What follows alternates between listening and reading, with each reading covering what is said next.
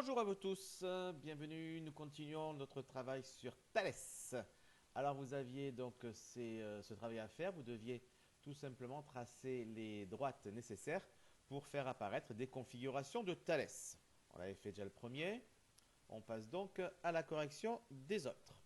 Alors ici, qu'est-ce qu'il fallait faire? Tout simplement à partir de ce point-là, on pouvait faire une parallèle à ce côté-là. Donc ici, je trace une parallèle.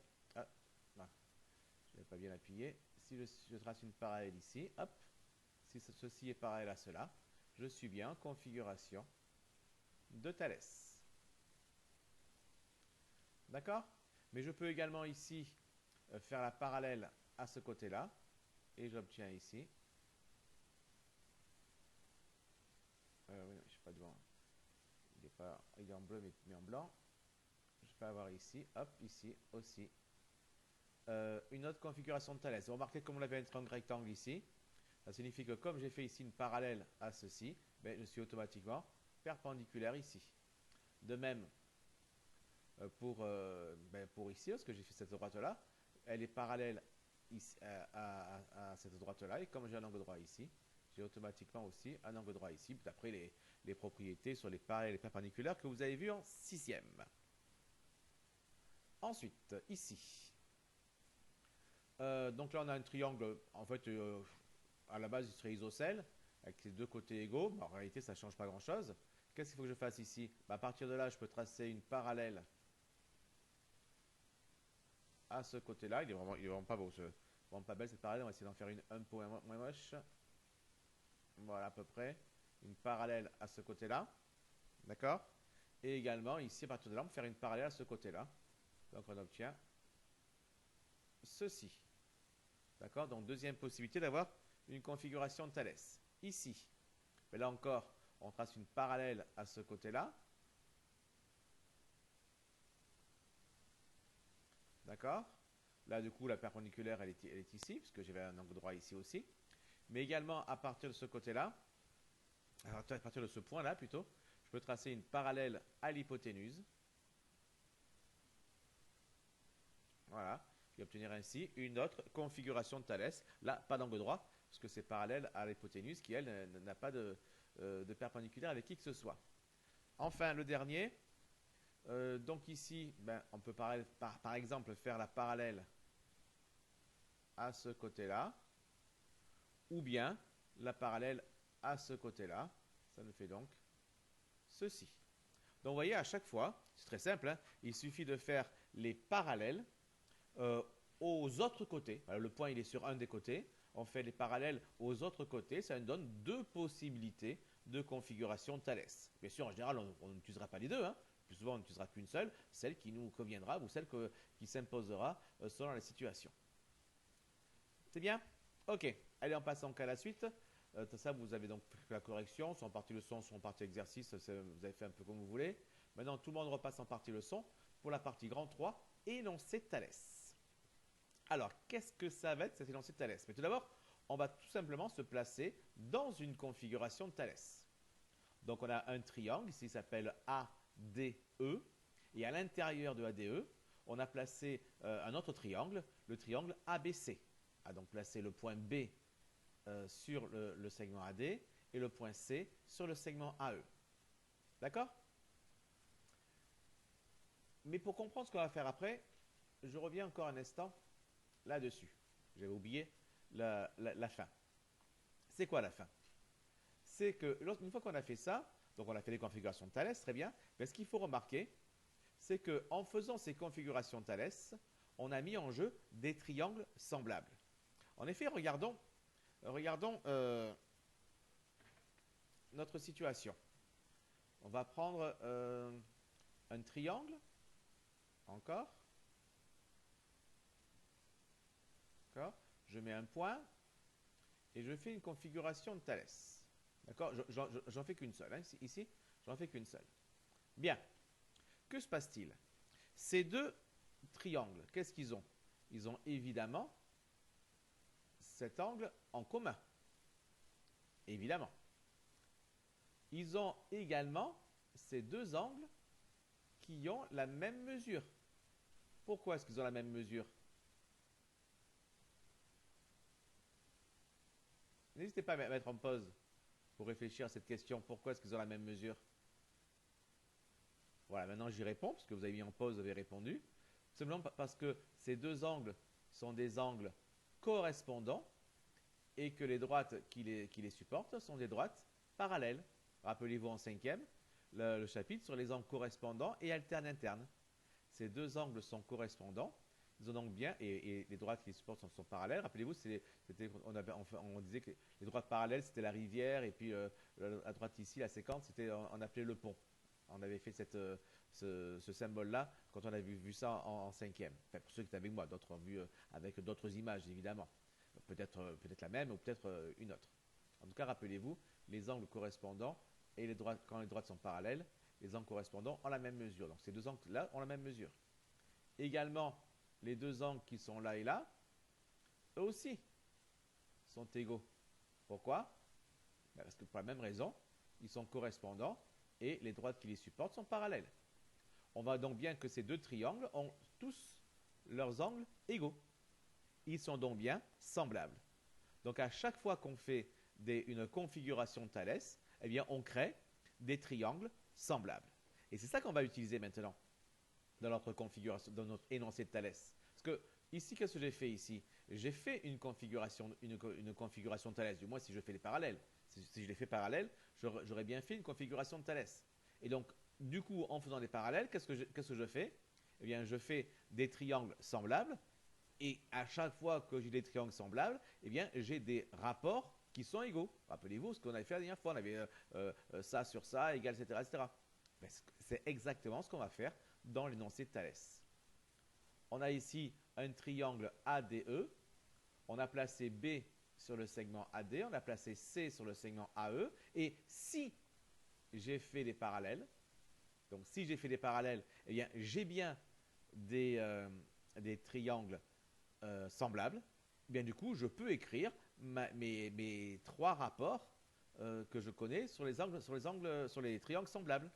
AD, quel est son équivalent, quel est son semblable? C'est AB, évidemment. Donc AD sur AB est égal à AE, quel est son semblable? C'est AC, évidemment. Donc AE sur AC. Et DE, quel est son semblable? C'est évidemment BC. Donc DE sur BC. On obtient donc cette égalité entre trois rapports de longueur. En fait, les rapports que l'on connaît grâce à l'énoncé de Thalès, c'est que ça, l'énoncé de Thalès, hein, du moins en quatrième. En troisième, vous l'étendrez un petit peu, mais en gros, ça revient toujours à la même chose.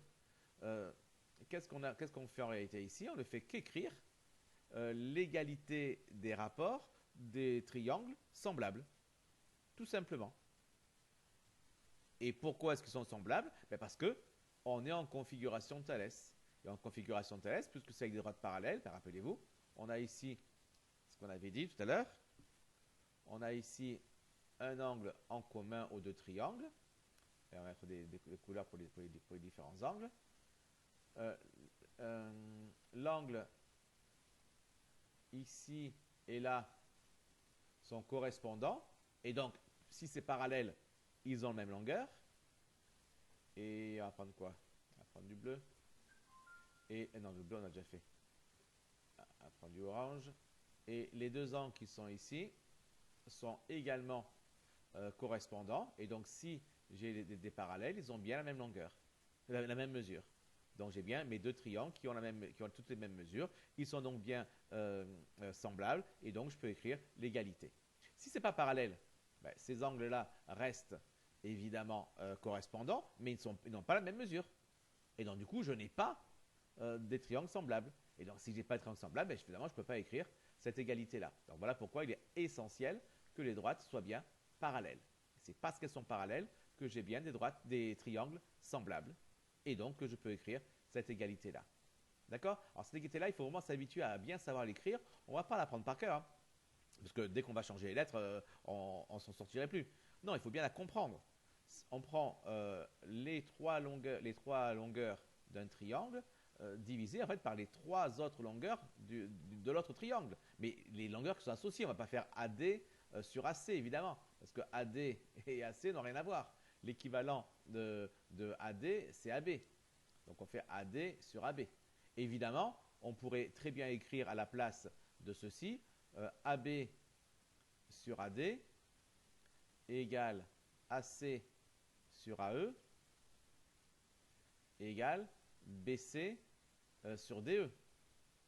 D'accord? On a le choix de... Là, moi, j'ai mis d'abord le grand triangle en haut divisé par le petit triangle donc en bas. On peut très bien faire les longueurs du petit triangle divisé par celle du grand triangle. Ça ne pose aucun problème. Mais tout ce qu'il faut, c'est être cohérent, évidemment.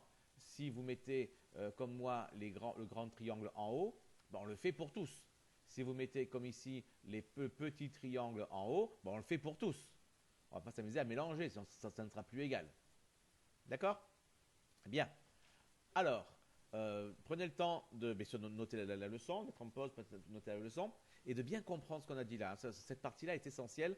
Si vous avez besoin de voir la vidéo plusieurs fois, faites-le. D'accord?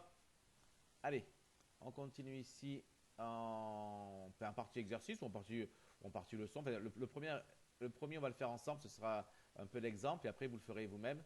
Ce sera pour vous entraîner. Alors, ici, que faut-il faire ici? Eh bien, il faut, pour l'instant, la question est simple, c'est de faire ce qu'on a fait ici, c'est-à-dire utiliser l'énoncé de Thalès. Sauf que là, vous avez vu, on a si alors. C'est parce qu'on a stocké l'énoncé, le théorème. On a stocké l'énoncé.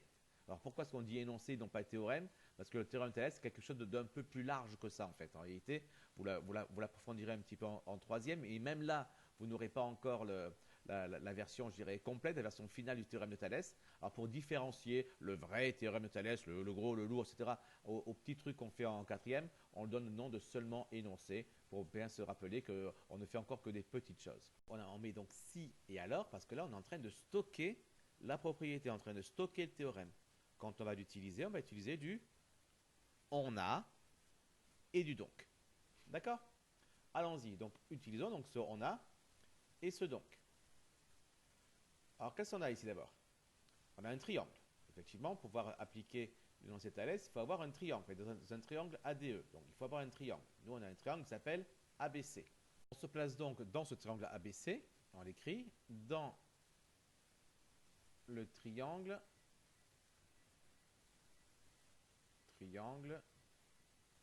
ABC. D'accord? On se place là-dedans. Alors, qu'est-ce qu'on a? On a plusieurs choses. Est-ce qu'on a bien, comme demandé ici, un point qui est sur un segment? Oui. Comment s'appelle notre point? Il s'appelle D, ici, qui est sur le segment AB. On a D qui appartient au segment AB. D'accord? Et on a aussi le point E qui appartient au segment AC.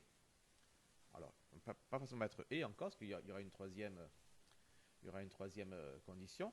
On a E qui appartient au segment AC. D'accord? Donc là, on a fait les deux conditions qui étaient là, en fait, dans le du avec. D'accord? Qu'est-ce qu'il faut avoir en plus? Il faut avoir des parallèles. Est-ce qu'on a les parallèles ici? Alors, je ne l'ai pas écrit ici, mais c'est vrai que avec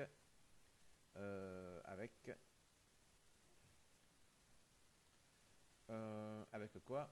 Avec ED qui est parallèle à droite ED qui est parallèle à droite BC. Hein. Ouais, j'ai pas pensé à l'écrire ce coup-ci. Et ici aussi d'ailleurs, du coup, on va les rajouter avec la droite LO qui est parallèle à la droite MN. Enfin, NM. Comme ça, je ne recommence pas. NM, d'accord? Donc ici, non, ça c'est un O, ça. Alors reprenons ici. Donc on a le point BD qui appartient à B, on a le point E qui appartient à C, et on a donc les parallèles, parce que maintenant c'est marqué, et on a la droite ED qui est parallèle à la droite BC. Donc j'ai bien toutes les conditions de mon énoncé de Thalès. J'ai un triangle, j'ai les points qui sont sur les segments, et j'ai les droites parallèles. Donc, je peux donc retrouver ces trois égalités. Plutôt, ces trois égalités. Mais comme Thalès, c'est un peu comme Pythagore, vous savez, ça a des noms importants, eh bien, on le cite. On écrit donc, d'après l'énoncé de Thalès. Et oui, il faut l'écrire, c'est obligatoire. L'énoncé de Thalès. Eh bien, qu'est-ce qu'on a?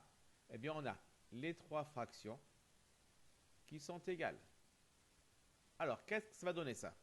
On va commencer par un côté du grand triangle, par exemple, le côté AC. D'accord?